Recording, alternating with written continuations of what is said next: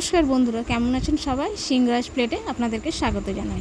আজ আমি বানাবো তালের লুচি। সর্বপ্রথম 500 গ্রাম ময়দা আমি নিয়ে নিয়েছি।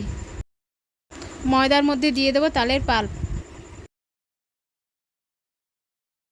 তারপর দেব পরিমাণ মতো নুন, আর দেব 2 চামচ চিনি।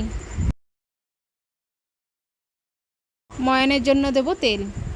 সব উপকরণগুলো দিয়ে এবার আমি ভালো করে মাখিয়ে নেব। ডোটা এমনভাবে মাখতে হবে যাতে শক্তও না হয়, নরমও না হয়। লেচিগুলো কেটে নিয়েছি, এবার আমি বেলে নেব। চাপ দিয়ে বেলা যাবে না, হালকা করে বেলে নেব। বেলা হয়ে গেছে, এবারে গরম তেলে ভেজে নেব। এপিট ওপিট ভালো করে ভেজে নেব।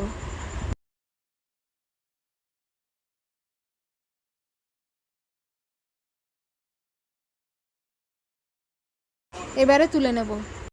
তৈরি আমাদের তালের লুচি। আপনারাও বাড়িতে বানান এবং কেমন হয়েছে